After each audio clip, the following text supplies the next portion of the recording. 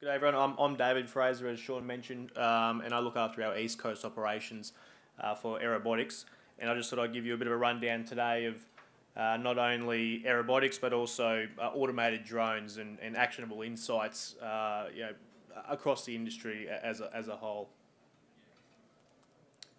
So just to give you a bit of a visualization of the Airobotics solution, just always helps to sort of understand what we're talking about. And in some cases, or a lot of people do refer to us as a drone in the box solution, whereby the box, in this case, the docking station, as you can see there, about 2 by 2 meters, it actually houses our drone on site and becomes a semi-permanent building almost on site, and a place for the drone to not only take off from, but also a place to come back and land, and also download that information. Inside the docking station, you'll see there in a second, there we also have our the payloads, the batteries, and depending on the mission, the robotic arm will come out. It will change out the batteries to be obviously the one with the most power in it. It'll change out the cameras or the sensors to be that one specific to that application, whether it's a LiDAR, video, photogrammetry type sensor, and away the drone will go at the click of a button from our system operators, and it'll be in the air capturing that data. Just with the automated aspect, it is quite different to the manual flights, as you're well aware. And I just like to try and point out a couple of key milestones quickly in the Airobotics timeline. Early to mid 2017 was when we moved into Australia, and as you can see, we gained in March 2017 our visible line of sight operations over in the west. And followed a couple of months after that, we got our first beyond visible line of sight approval, which in some cases, as you might know, is deemed quite hard to obtain. And I'm certainly happy to field some questions around how we did that in this instance, both in Australia and, as you can see, overseas as well. And recently in December of last year, we received CASA first, as well as a world first, approval to be able to fly beyond visible line of sight solution from a remote operating centre. Now that is, as I said, a world first, not only for drones, but for any, I guess, provider in that space. So that's something that we're quite proud of, and really does enable us to move forward, and especially with that beyond visible line of sight, to expand, not just in Australia, but all over the world. So how does it work? It's a very collaborative approach. I do like to say that the product is an off-the-shelf product. The solution is not. It's a very collaborative approach. We work very closely with our customers in terms of planning each flight, areas of change, areas of high frequency, areas that they deem of value. And once we come up with these missions, that they are pre-planned missions. It's not an ad hoc type solution. The missions are pre-planned.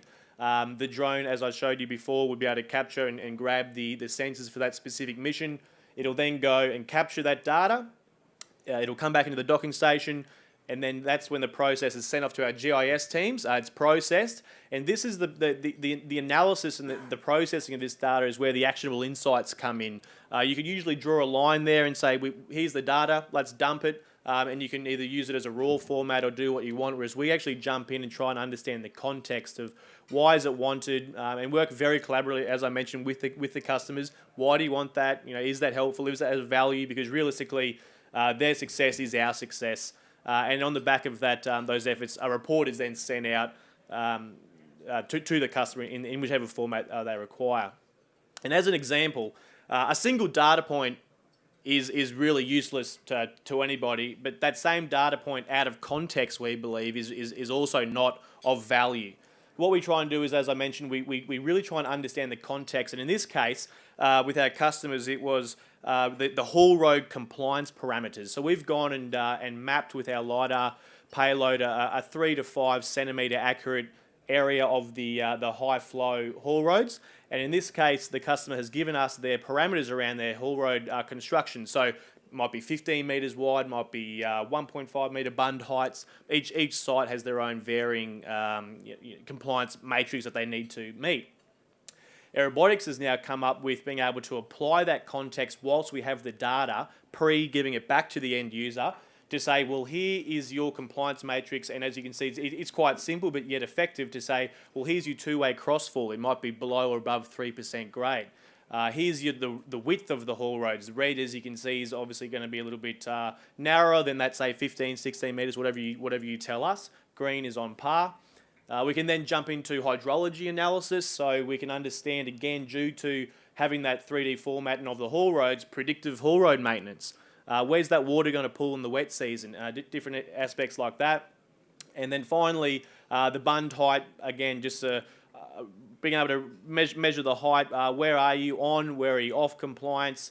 And just as an example, we can tick through there. We multiple different colours. You're either on, off, or within your own compliance matrix from that point of view. Some other applications that we get into is stockpile analytics. Now, stockpile is, I would say, drones' bread and butter. Realistically, do we do it any differently than others? The only main difference that I would say would be the frequency that we can do it. Given that it is based on site permanently, it can just get out there multiple times a day if required. Some people may only want it 3 times a week, once a week, fortnightly. That's up to you. We're simply there as a service provider of your stockpile. It gets away from having to just have your monthly reconciliation. The interest and I guess the value add that we can do on those frequency is purely driven by the end user in that space. Construction management, working again with compliance to plan. We're able to work again very collaboratively. Give us the plan, what you're trying to work to. We can give you a daily, second, third daily update of where you are to a percentage to that plan. You can allocate resources and understand, specifically where you are in that project. It's not a suck of the thumb. Next Tuesday, boss, you'll be right. Next Tuesday comes around, and all of a sudden you've still got 3 days. So it's just that again, high frequency. Tailings dam management, right from construction through to monitoring.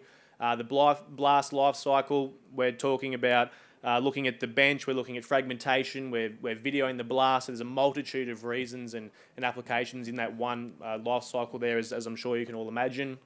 Haul road analytics, I just went through that one. Again, that's ever changing. Some are highly valuable, some really couldn't be bothered. They want to understand the hydrology. They don't really care about the bund height. That's again driven purely by the end user.